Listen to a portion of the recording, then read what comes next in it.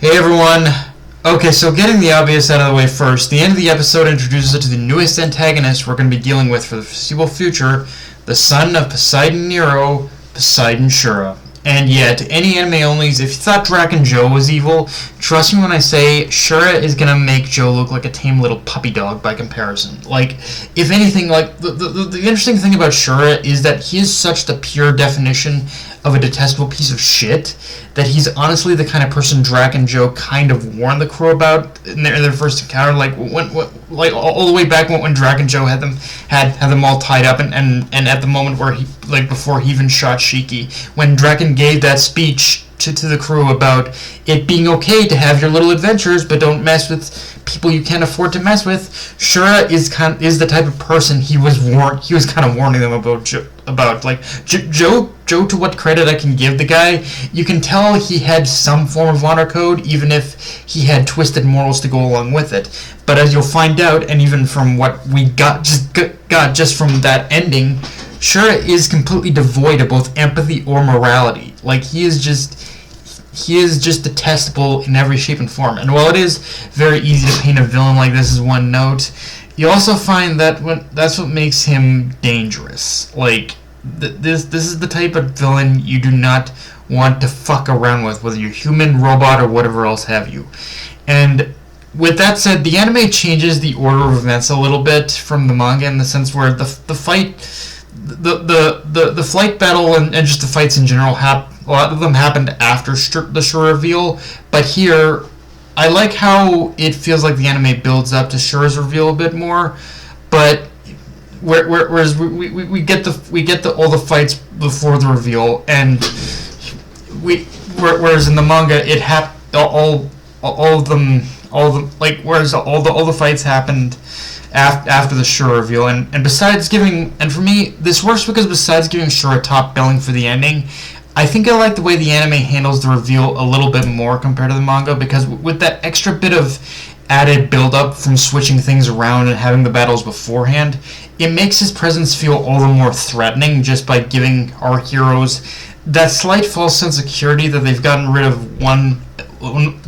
the immediate threats, but the one that's around the corner is much worse than we'd like. And also, yeah, let's just say there is kind of power behind Orc's last words about, like, the connection between Shura, Shiki, and Ziggy, because I'll talk about it when we get to a certain moment. It's likely to be in season 3, but let's just say it's only recently I realized what Machin was doing with Shura's character, and it does kind of, I still think I prefer Draken Joe more as a villain. It's what I realized about Shura is it does make him honestly a pretty frightening villain if you think about it from a certain degree. But yeah. With that said, we also see other cogs in the machine to turn in this episode with the other characters, as Hermit lets everyone in on the big secret she found, which is to say the virus is being transmitted via an orbital satellite, and as Hermit lays out, just destroying the thing won't stop the virus, which is the reason Weiss is needed. And there's a couple, because you need to actually, like, reformat the device before you destroy it. A couple things with this reel. For one, the idea that Weiss is needed at all is, for this to go down, further shows Ziggy isn't playing any games. He's genuinely serious about robot supremacy, and is definitely willing to ruffle a few feathers to make that happen. In fact, he definitely did all this knowing the response it would get from the Nero Empire, because even if they were to succeed in wiping out the robots on Foresta, it would still build his case even more for robotic revolution, and that would, like, it's sort of that thing where, yes, where the Nero Empire would win the battle, Ziggy would win the war, because he would gain the most support from that, but from robots. Now, on the other end of the spectrum, but on a much more personal scale, I really like how we get to see a little bit of Hermit's development shine in this episode, because if this was still Hermit from Digitalis arc, she wouldn't give even two shits whether a bunch of nameless robots she doesn't know get wiped out. But because of the time she spent with Shiki and the others as part of this ragtag crew they formed, she's not only taken Ziggy's lesson to heart more, but I think the experience on Granbell has made her hold tight to that resolve and that lesson that onto that lesson that Ziggy had once taught her. Even like she's holding on to that lesson even more now to genuinely, which is to genuinely help others when you can and when you have the power to do so. So Hermit has the power to help these robots, so she's going to do it even at risk to her own life, which again I kind of appreciate. Now let's talk about the brief moment we get where we see Elsie arriving on Foresta and immediately confronted by and immediately after we basically we also cut to Justice as well, and following that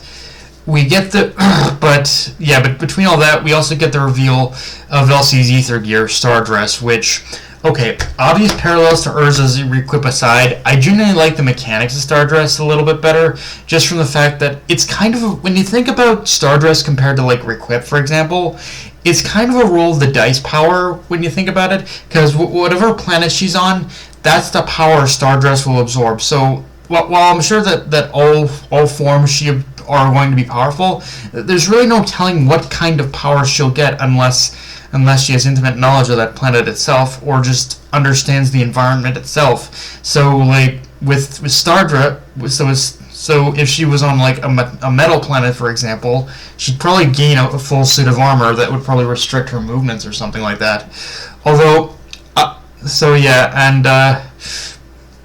and also a side note as well, I do gotta say, I wonder what Mashima's fascination with the technique Grand Chariot is, because he's used that technique a lot throughout Fairy Tail, I think Rave Master, and now Eden Zero. So it's like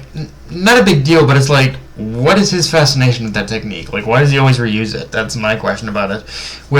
But in itself, the whole Stardress thing is also kind of an interesting hint of insight into Elsie's identity, as it wasn't revealed in the episode itself. But let's just say there is the moment where I should have realized the connection Mashima was making between the two characters of Elsie and Justice, but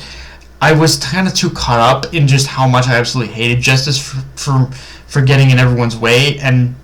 that I didn't really think about it all that much. And don't get me wrong, I still don't like that part of his character, but going into this with a much more open mind and fresh perspective, and again, knowledge of the manga,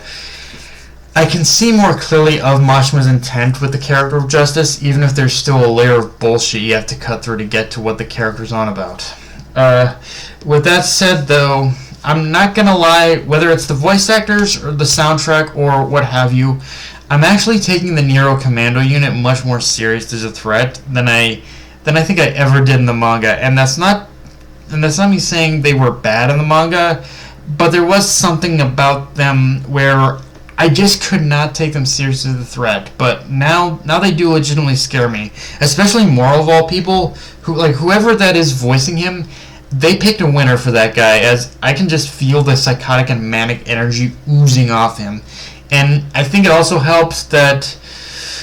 the way the anime portrays the powers of Beast, I think does add to that as well. Like, these are goofy powers, but they also emphasize how much of a threat they are. More like with Moro's powers, for example, the idea of glue being a power, okay, and even when I was setting fire, it's like even when Moro went complete Joker, completely insane, just started burning everything, even turning his glue into like candle wax to burn Homer's skin. I weirdly still couldn't take that seriously in the manga, but weirdly I can in the anime for some reason. I don't know what it is, but I just can't. I can't describe it. But yeah, guys, that's all I got for this review. If you enjoyed the video, like, comment, subscribe, follow me on Twitter, analyze Crunchyroll, be sure to notification bell, hit the subscribe button, and just share the video around, guys. Dark Knight signing off. Later, everyone.